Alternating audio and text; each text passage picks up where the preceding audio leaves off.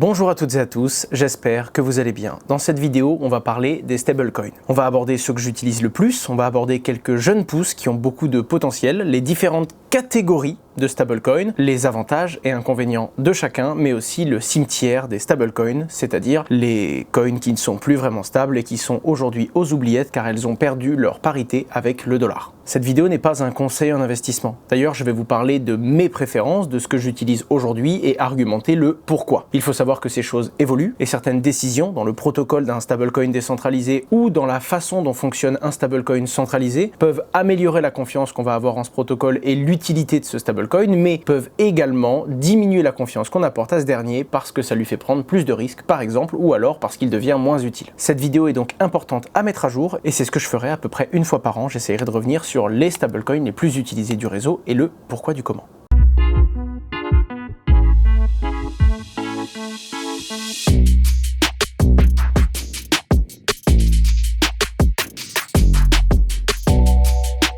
Alors, juste avant de commencer cette liste, il faut bien comprendre pourquoi les stablecoins sont aussi importants. Le tout premier stablecoin, qui s'appelait à la base Realcoin et qui est connu aujourd'hui sous le nom d'USDT, le fameux Tether, est un stablecoin qui est apparu et qui a commencé à être utilisé en 2015. Il s'est réellement popularisé en 2017, mais avant ça, il n'y avait pas de stablecoin. C'est très utilisé parce que ça permet d'apporter une certaine stabilité puisque c'est une crypto-monnaie qui a une volatilité adossée à celle du dollar américain et non pas du Bitcoin ou de l'Ether qui sont beaucoup plus volatiles. Et ça répondait à l'époque et toujours aujourd'hui à plusieurs besoins. Premièrement, pouvoir dormir en laissant ses fonds sur des crypto-monnaies sans avoir peur de perdre 20 ou 30% dans la nuit, en tout cas avec beaucoup moins de risques que si on était positionné sur des actifs volatiles. Pouvoir échanger cette crypto-monnaie rapidement contre d'autres crypto-monnaies si on en a besoin, c'est-à-dire si on a envie d'acheter plus de crypto-monnaies ou si au contraire on veut se repositionner et diminuer la volatilité de son portefeuille, mais également ne pas avoir à repasser par de l'euro ou du dollar, c'est-à-dire des monnaies fiat dans un compte en banque. C'est toujours le cas aujourd'hui et c'était d'autant plus vrai en 2017. Changer de la crypto-monnaie contre des euros ou contre des dollars vous oblige de passer par un exchange et ensuite par une banque. Banques qui peuvent très bien bloquer votre compte quand vous essayez d'acheter de la crypto-monnaie ou au contraire quand vous en avez vendu et que vous voulez récupérer vos euros, des commissions de transfert et des délais qui peuvent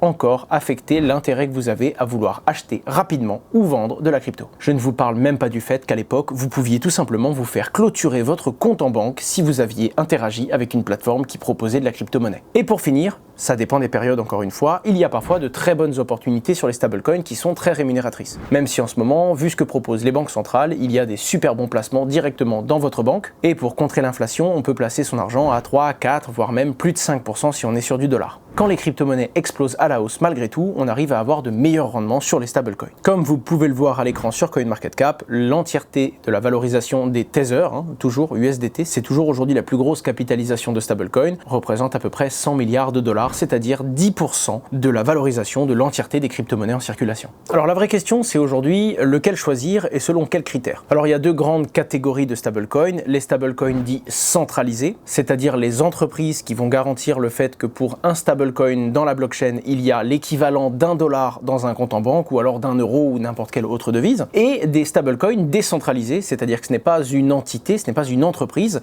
ça va être un protocole décentralisé qui, à chaque fois que ce protocole va émettre un stablecoin, va devoir vérifier et contrôler une réserve d'au moins $1 par stablecoin émis. Quoi qu'il en soit, la mécanique est toujours la même, il doit y avoir une caution de la même valeur au moins que le nombre de stablecoins émis, et souvent c'est surcollatéralisé, c'est-à-dire que la réserve est supérieure au nombre de jetons émis. On commence par les stablecoins centralisés.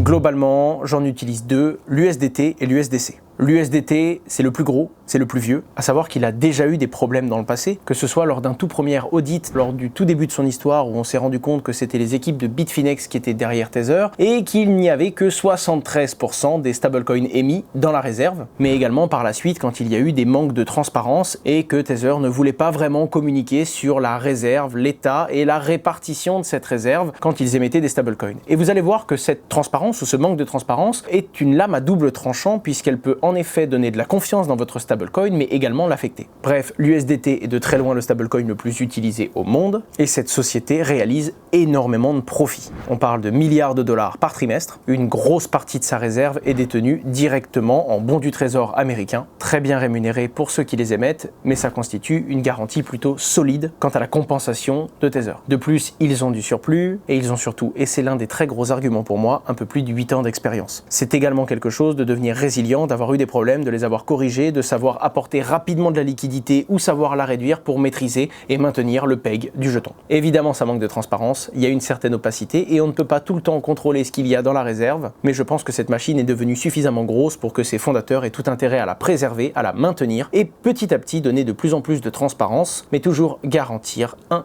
pour un en ce qui concerne la valeur du stablecoin et du dollar américain. C'était mon préféré avant et c'est vrai qu'il a pris un petit coup dans l'aile, on le voit d'ailleurs sur la répartition. Je vous affiche à l'écran la place des stablecoins, la taille qu'ils ont dans ce marché et il est vrai que l'USDC qui était en train de monter en flèche dans la place qu'il représentait est en train de perdre de l'avance et de rebrousser chemin en laissant un peu plus de territoire à l'USDT. C'est également un stablecoin centralisé, donc détenu par une entreprise. Évidemment, le fait que ce soit centralisé, c'est une entreprise qui est dans un certain pays, qui se doit de respecter des lois, des règles et qui se doit également, d'autant plus quand c'est une société américaine, de respecter la régulation en termes de lutte contre le blanchiment d'argent, de financement du terrorisme et de gel des avoirs. C'est-à-dire que l'entreprise doit être, et c'est également le cas du STT, dans la capacité de geler une adresse qui détient des stablecoins. Différence qui peut être une faiblesse ou une force avec les stablecoins décentralisés que je ne vais pas tarder à aborder. Alors l'USDC c'est émis par Circle, on parle d'une entreprise qui a une bien meilleure renommée, qui avait une très belle image, mais qui a quand même réussi à perdre son peg. Et oui, l'USDC a perdu de la valeur et a rebroussé de 4% à peu près face au dollar américain pendant quelques instants. Je vous mets le lien d'une vidéo complète que j'ai fait sur le sujet, mais en gros pour faire très simple, comme les réserves de l'USDC sont totalement transparentes, qu'une partie de ces réserves était dans une banque américaine qui s'appelle la Silicon Valley Bank, quand la Silicon Valley Bank a failli faire défaut, et heureusement le gouvernement américain est intervenu, eh bien les gens ont pensé qu'une partie de la réserve du stablecoin allait être affectée, et donc une partie de sa valeur le serait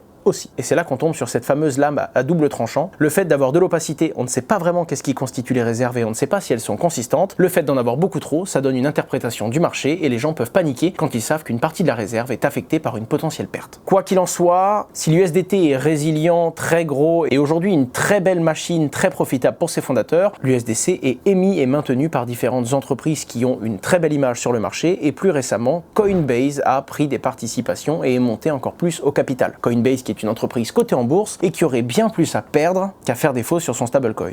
Encore une fois, l'expression too big to fail n'existant pas vraiment dans les crypto-monnaies vu le nombre de géants que l'on a vu tomber, c'est malgré tout les deux stablecoins que j'utilise le plus. En plus de ça, il y a énormément de volume et ils sont très utilisés partout dans le monde de la finance décentralisée, ce qui nous permet de les faire travailler sur des protocoles et d'obtenir des rendements. Je termine mes stablecoins centralisés favoris par un petit nouveau qui arrive, tout petit, qui ne pèse aujourd'hui que 45 millions de dollars, c'est encore ridicule, mais il s'agit du PayPal USD. Le stablecoin de PayPal. J'attends beaucoup de ce stablecoin tout simplement parce que PayPal avait annoncé la monnaie numérique dans les années 2000, le nouveau tournant des crypto-monnaies en 2021 et cette entreprise a toujours été à la pointe des technologies de paiement. Quand ça a été annoncé, évidemment, beaucoup de gens ont dit que c'était centralisé à outrance et qu'évidemment ce n'était pas vraiment une crypto-monnaie libre dans le sens où l'entreprise peut geler à tout moment l'argent des soldes de ses utilisateurs. Oui, mais c'est un espèce de pacte que vous acceptez de faire dès que vous travaillez avec un stablecoin qui est centralisé. Certes, vous avez la confiance de l'entreprise qu'il y a derrière et qui le garantit, mais vous avez également tout le contrôle qu'elle va être obligée d'exercer sur cette crypto-monnaie pour respecter les lois du pays dans lequel elle est installée. Aujourd'hui, il ne s'adresse qu'aux Américains, il n'y a pas encore de protocole qui l'accepte et qui donne des rendements, donc pas vraiment d'intérêt d'aller dessus,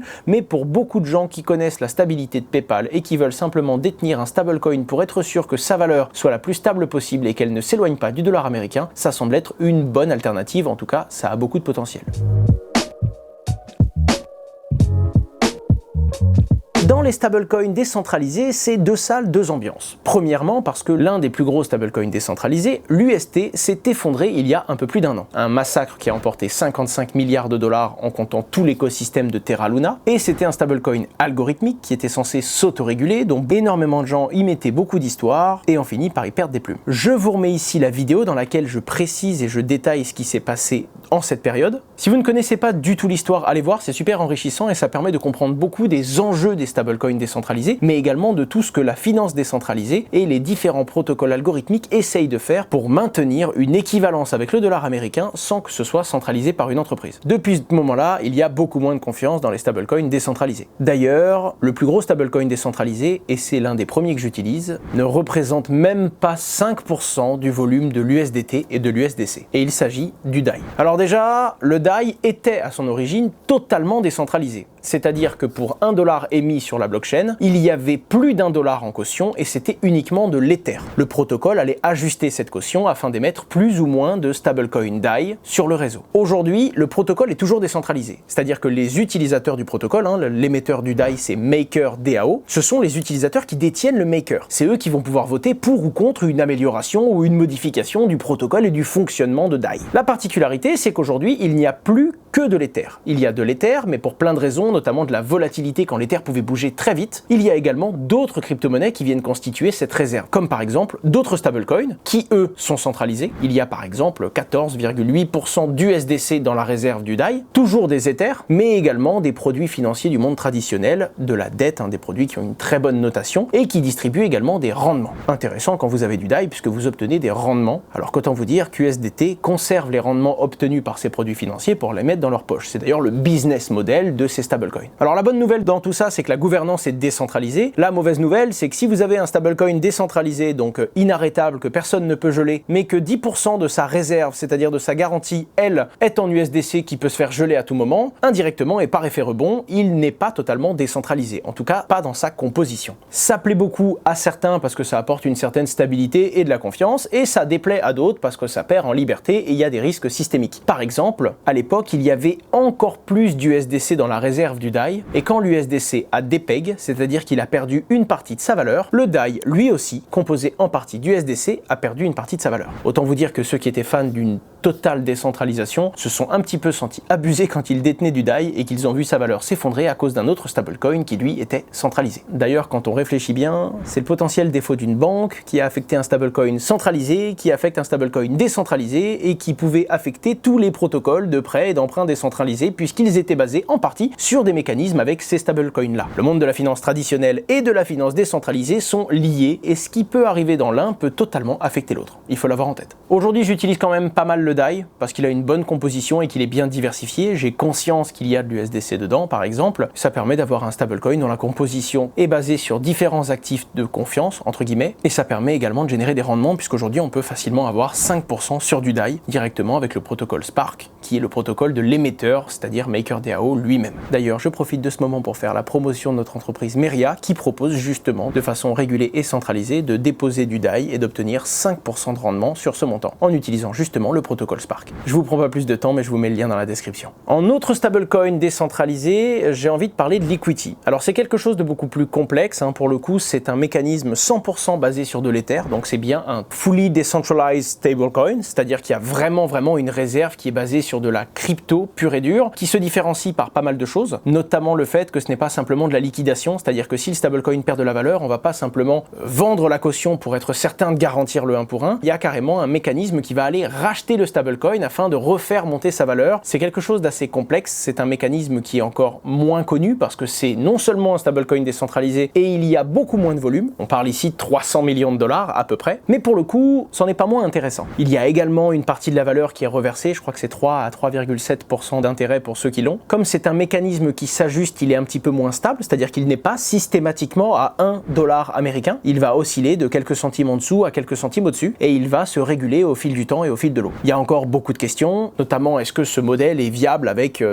10 ou 100 fois plus de volume, mais c'est un stablecoin qui a de nombreux mécanismes qui plaisent énormément à leurs utilisateurs et à leur communauté et qui pour le coup est réellement décentralisé. Si ça vous intéresse, ça pourra carrément faire l'objet d'une vidéo intégrale. Je vous laisse commenter, je vous laisse me dire ce que vous en pensez et si ça vous plaît, on ira un petit peu plus loin et on va parler de ce fameux stablecoin. Pour finir, et le petit nouveau dans la catégorie décentralisée, il s'agit du stablecoin de la plateforme Aave. Il s'agit du Go. Vous connaissez peut-être la plateforme Aave, c'est une plateforme de prêt et d'emprunt qui fait que quand vous prêtez de la crypto-monnaie, vous avez une caution et vous pouvez emprunter une une autre crypto-monnaie de votre choix, notamment des stablecoins. Eh bien, la plateforme Aave vous propose, quand vous avez une caution et donc que vous avez déposé une certaine garantie, elle vous permet d'emprunter un certain nombre de stablecoins qu'elle a elle-même créés, c'est-à-dire le token Go. C'est tout nouveau, le volume est encore ridicule, on parle de quelques millions de dollars, mais pour le coup, avec la renommée de la plateforme Aave et l'utilité qu'elle a aujourd'hui, mais également qu'elle a pu avoir dans le précédent bull run, il est possible qu'un jour ce soit l'un des gros stablecoins de confiance de cet écosystème. Affaire à suivre, en tout cas, le stablecoin n'a que quelques semaines à l'heure où je vous parle. Voilà mes deux stablecoins centralisés et décentralisés préférés, ainsi que des nouveaux projets que je suis. Je ne peux pas tous les citer dans cette vidéo.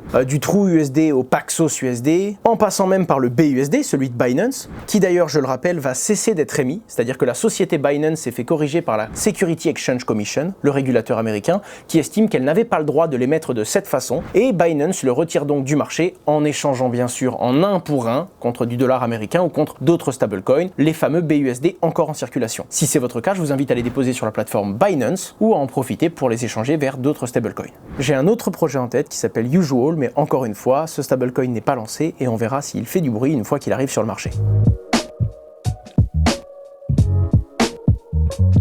Il y a énormément de questions sur la régulation qui arrive. Régulation qui affecte majoritairement les stablecoins backés par de l'euro. C'est vrai qu'on parle beaucoup de stablecoins dollars, mais qu'en est-il des stablecoins euros? Il y a encore moins de volume que la plupart des stablecoins dollars, il y en a très peu, mais il y a quand même une certaine utilité, et pour le coup, quand on vit en Europe, ça a une utilité certaine de pouvoir se positionner sur de l'euro plutôt que sur du dollar. Avant même de parler des stablecoins émis par certaines banques centrales et certains pays, nous allons avoir des stablecoins euros sur lesquels il y aura des rendements et qu'il y aura une utilité. Il y en a déjà quelques-uns, et si ça vous intéresse, je peux vous faire une petite review, vous donner mon avis et essayer de vous donner une petite overview de ce qui existe aujourd'hui en vous parlant de mes préférés, mais également des plus connus et des plus utilisés. Si c'est le cas, mettez un petit mot en commentaire. Dites-moi si vous préférez la vidéo sur Liquity, sur les stablecoins euros ou encore sur la régulation et l'impact qu'elle va pouvoir avoir sur les stablecoins dollars ou euros, et j'aborderai dans l'ordre d'intérêt les sujets qui vous plaisent le plus.